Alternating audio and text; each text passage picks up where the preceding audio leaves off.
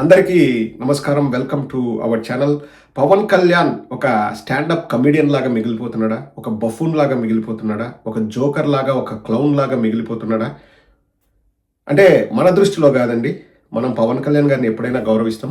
జన సైనికుల దృష్టిలోనే పవన్ కళ్యాణ్ ఒక ఆటలో అరటిపండు, ఒక ఉప్పుకు చెప్ప, ఒక కూరలో కరివేపాకులాగా తయారవుతున్నాడా అంటే అవుననే సంకేతాలే వినిపిస్తున్నాయండి.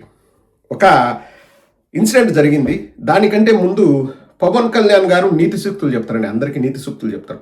ఆయన ఏమంటాడు, రోడ్డుపైకి వచ్చేసి కొట్టేస్తాను, కిందేసి మిందేసి కొడతా, పొర్లిచ్చి కొడతా, ఒంగోబెట్టి కొడతా, నిలబెట్టి కొడతా, పొర్లు దండాలు పెట్టించి కొడతా, మెడలు రుద్ది కొడతా అని చెప్పేసి రండిరా చూసుకుందామని చెప్పులు చూపిస్తూ మాట్లాడతాడు.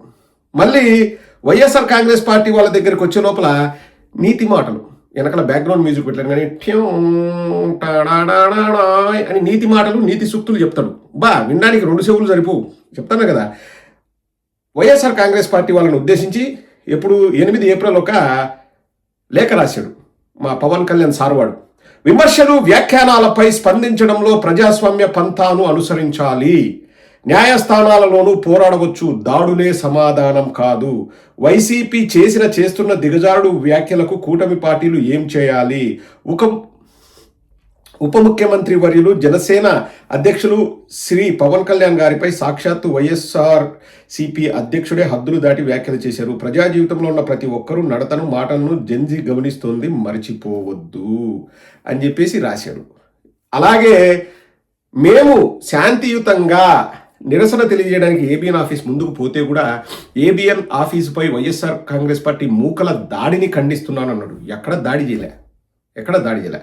కమింగ్ టు ద పాయింట్, ఒక స్టాండప్ కమీడియన్ ఏవో వ్యాఖ్యలు చేశాడంటండి పవన్ కళ్యాణ్ పైన, నిహారిక పైన అండ్ రామ్ చరణ్ పైన ఏవో వ్యాఖ్యలు చేశాడంట. అంటే ఒకటి చెప్తానండి, నేను ఆనెస్ట్గా చెప్తున్నా, నేను జెన్ జీ కాదు కాబట్టి ఈ స్టాండప్ కామెడీలు ఎట్లా వర్క్ అవుతాయి, వాటికి లిమిటేషన్స్ ఏంటి, పద్ధతులు ఏంటి, ఆ హ్యూమర్ని ఎలా తీసుకోవాలి, అది మంచిదా చెడ్డదా అన్నది నాకు, ఆ రూల్స్ అండ్ రెగ్యులేషన్స్ నాకు తెలియదు. పోనీ అతను మాట్లాడినేటివి ఎవరు, ఆ స్టాండప్ కమెడియన్ ఏదో చెప్పాడండి. ట్రై చేస్తా, వీడియో దొరికితే వినిపిస్తాను మీకు. ప్రతిసారి ఫోన్ చేసి క్యాలెండర్ నెంబర్ సాంగ్ కొట్టింది. పనోడీస్ కన్ఫ్యూజ్ సార్ అంటే కూతురు కదా, ఫ్యాన్స్ లా బిహేవ్ చేస్తుందంటే ఏం జరుగుతుంది ఇక్కడ? నాకు సెట్ ఏం లేదు, ఫస్ట్ టైం డివోర్స్ అయింది కదా, ఆ డివోర్స్ పేపర్ మీద సైన్ ఎటు పెట్టాలో అర్థం కావట్లేదు అక్కడ. వాళ్ళ బాబాకి అలవాటు ఉంది కదా.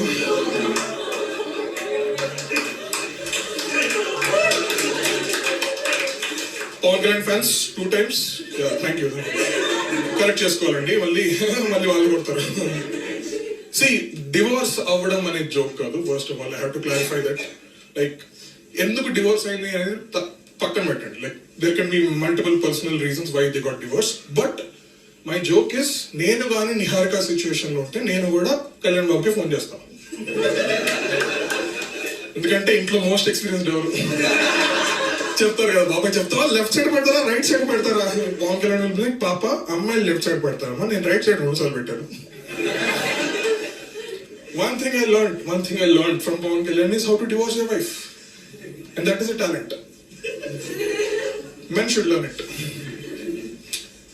Talent ఎందుకంటే like all the divorces are happy breakups. Yeah, happy breakups అంటే ఏంటి? ఒకప్పుడు ప్రేమించుకొని పెళ్లి చేసుకున్నాం, ఇప్పుడు విడిపోయి సంతోషంగా ఉన్నాం. That is the version everybody has కదా.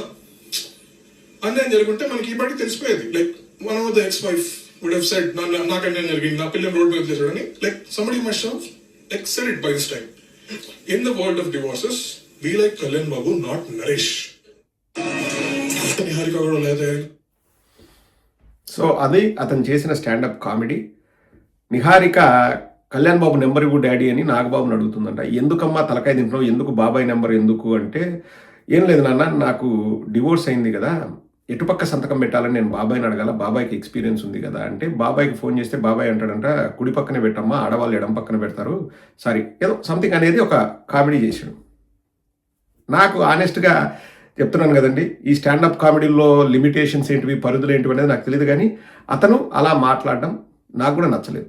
బికాస్ ఇప్పుడు అతనే అంటున్నాడు ఎందుకు విడాకులు తీసుకుంటున్నారు అన్నది పర్సనల్ విషయం చెప్పలేము అని. What ever is the reason, అవి వాళ్ళ పర్సనల్. అది నాకు కూడా తప్పు అనిపించింది. నేను కూడా తప్పు అంట. ఏదో పవన్ కళ్యాణ్ మన శత్రువు కదా, లేకపోతే మన అపోజిషన్ వాడు కదా అని చెప్పేసి మనం ఎంకరేజ్ చేయడము, ఇలాగే మాట్లాడమని చెప్పడం తప్పు. నేను కూడా తప్పు అంట. అఫ్కోర్స్ జన సైనికులకి కలిగినంత బాధ నాకు కలగకపోవచ్చు. ఎందుకంటే జన సైనికులు పవన్ కళ్యాణ్ గారిని అమితంగా అభిమానిస్తారు కాబట్టి వాళ్ళు ఇంకా ఎక్కువ హర్ట్ అయింటారు. దాంట్లో కూడా నేను కాదను. వాళ్ళు నెక్స్ట్ ఏం చేశారు, ఆ స్టాండప్ కామెడీ రూమ్లోకి వెళ్ళి ఇతని ఆచూకీ తెలియజేయడానికి ఏం చేశారో ఒక్కసారి చూడండి.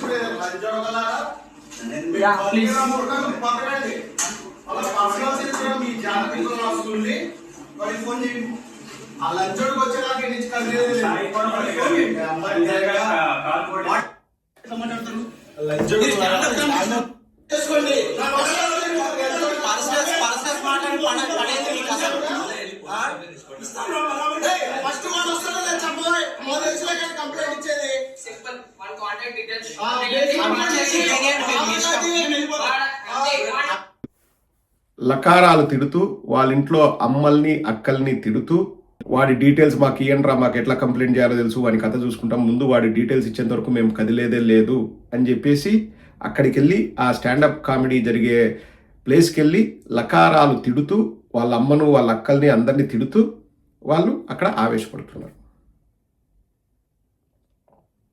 నేను అందుకనే అన్నానండి, ఇప్పుడు పవన్ కళ్యాణ్ నీతులు వైఎస్ఆర్ కాంగ్రెస్ పార్టీ వాళ్ళకే చెప్తే సరిపోదు కదండి, వీళ్ళకు కూడా చెప్పాలి కదా. పవన్ కళ్యాణ్ అన్న తర్వాతనే ఈ దాడి జరిగింది. ఆ పవన్ కళ్యాణ్ లెటర్ హెడ్ పైన రిలీజ్ చేసిన తర్వాతనే ఇప్పుడు మళ్ళీ చదువుతాం చూడండి. మేము శాంతియుతంగా ఏబిఎన్ ఆంధ్రజ్యోతి ముందుకెళ్ళి నిరసన తెలియజేస్తే వైసీపీ మూకలు దాడులు చేశాయి, దాడులు చేయకూడదు, న్యాయస్థానాలకు వెళ్ళాలా. ఇప్పుడు పవన్ కళ్యాణ్ వాళ్ళకు చెప్పాలి కదండి, మరి కాదురా ఆ స్టాండప్ కమెడియన్ చేసింది మీకు నచ్చకపోతే కోర్టులో కేసు వేయండి, పోలీస్ స్టేషన్లో కంప్లైంట్ ఇవ్వండి, న్యాయస్థానానికి వెళ్ళండి, మీరు ఇట్లా వెళ్ళి దాడులు చేయకూడదని చెప్పాలి కదా. వాళ్ళైనా వినాలి కదా, మా నాయకుడు రోజు లెటర్ హెడ్ పైన రాస్తున్నాడు, మనం దాడులు చేయకూడదు, మనం లకారాలు తిట్టకూడదు, మనం అమనాభూతులు తిట్టకూడదని వాళ్ళు కూడా ఆలోచన చేయాలి కదా. అంటే వాళ్ళు చెయ్యట్లేదు అంటే పవన్ కళ్యాణ్ ఆటలో అరటిపండ, పవన్ కళ్యాణ్ బఫూనా, పవన్ కళ్యాణ్ జోకరా, పవన్ కళ్యాణ్ క్లౌనా, పవన్ కళ్యాణ్ కురుల కరివేపాక, పవన్ కళ్యాణ్ ఉప్పుకు చెప్ప. ఇప్పుడు మీ వాళ్ళే నీ మాట వినకపోతే పవన్ కళ్యాణ్, ఇంకా బయట వాళ్ళు వినాలని నువ్వు అనుకోవడం, వింటారని నువ్వు ఆశించడం అది నీ మూర్ఖత్వం అవుతుంది. మీ వాళ్ళకి చెప్పు. ఇప్పుడు నేను ఆనెస్ట్గా నా ఫీలింగ్ చెప్పానండి, రాజకీయాలకు సంబంధం లేకుండా ఈ స్టాండప్ కామెడీలు అన్నవి లిమిట్లో ఉండాలి, ఇలా మాట్లాడకూడదు, వ్యక్తిగత విషయాల జోలికి వెళ్ళకూడదు, అవన్నీ చేయకూడదు, తప్పు. నేను కూడా చెప్తున్నా, పవన్ కళ్యాణ్ గారికి సపోర్ట్గా నేను చెప్తున్నా. కానీ పవన్ కళ్యాణ్ గారి లెటర్ హెడ్ ఎక్కడా, నేను సూటిగా ప్రశ్నిస్తున్నా. పవన్ కళ్యాణ్ మీ వాళ్ళకు నువ్వు చెప్పాలి కదా, లెటర్ హెడ్ ఎక్కడా? మీ వాళ్ళు నీ మాట వినట్లేదని నువ్వు బాధపడట్లేదా, నువ్వు హర్ట్ అవ్వట్లేదా? వాళ్ళు పోయి తిట్టచ్చు, అమ్మనాభూతులు లకారాలు తిట్టచ్చు, వాడి అడ్రస్ కావాలో వాడి కథ చూస్తామనొచ్చు, వాళ్ళు ఎక్కడ పోలీస్ స్టేషన్కి వెళ్ళి కంప్లైంట్ ఇలా కోర్టులకు వెళ్ళలే. కానీ మీ వాళ్ళు చేస్తే కరెక్ట్, అంతే కదా పవన్ కళ్యాణ్. నువ్వు బయటికి రావచ్చు, చెప్పు చూపించచ్చు, చెప్పు తీసుకొని కొడతా, రారా నా కొడక, కిందేసి కొడతా, మిందేసి కొడతా, ఒంగోబెట్టి కొడతా, పడుకోబెట్టి కొడతా, లేపి కొడతా, పడుకోబెట్టి కొడతా, పొర్లిచి కొడతా, లేపి పడుకోబెట్టి పొర్లిచి కొడతా, ఇన్ని మాటలు నువ్వు మాట్లాడచ్చు, అవి ఏమీ తప్పు కాదు. వైఎస్ఆర్ కాంగ్రెస్ పార్టీ వాళ్ళు ఏబిఎన్ ఆఫీస్ ముందుకెళ్ళి మా ఇంట్లో ఆడవాళ్ళని అన్నారు అని చెప్పేసి ప్లకార్డులు పట్టుకొని నిరసన తెలియజేస్తే రౌడీ మూకలు, దాడులు. ఎందుకు పవన్ కళ్యాణ్? ఇప్పుడు ప్రశ్నించడానికి పార్టీ పెట్టాను, నువ్వు ప్రశ్నించడమే మానేసినావు. ఎవరు తిట్టకూడదు అంటారు, నువ్వే భయంకరంగా తిడతావు. ఎవరు ఇట్లా నిరసనలు తెలియజేసినా దాడులు అంటావు. మీ వాళ్ళు దాడులు తెలియజేసినా, లేకపోతే దాడి చేసినా, లకారాలతో తిట్టినా, అమ్మనాభూతులు తిట్టినా, ఇంట్లో ఆడవాళ్ళను అక్కలను చెల్లెలు తిట్టినా అది నీకు సమ్మగా ఉంటుంది, నీకేమనిపించదు. ఇది ఎక్కడి లాజిక్? చూస్తున్న ప్రజల్ని అడుగుతున్నాను. ఇప్పుడు లెటర్ హెడ్ ఎప్పుడు రిలీజ్ చేస్తాడు? చెయ్యడు. శ్రీధర్కు చేయలే లెటర్ హెడ్, ఇంకా వీళ్ళకేం చేస్తాడు? 2 నెలలు దాటిందండి, 3 నెలలు అవుతుంది కమిటీ వేసి. ఏం నిజ నిర్ధారణ కమిటీ ఏం నిజం నిర్ధారణ చేసింది? బొంగు చేసింది, ఏమీ లేదు. నీతులు నీ ఇంట్లో పెట్టుకో పవన్ కళ్యాణ్. ఫస్ట్ నీ వాళ్ళకి చెప్పుకొని వాళ్ళు నీతులు వింటే నువ్వు బయటకు వచ్చి అందరికీ చెప్పు. లేకపోతే ఎందుకు ఈ డ్రామాలు? ఎందుకు డ్రామాలు పవన్ కళ్యాణ్? నువ్వు సూక్తి రత్నావళి వల్లిస్తే నువ్వు చదువుకోలే, నువ్వు ఇంటర్ ఫెయిలు.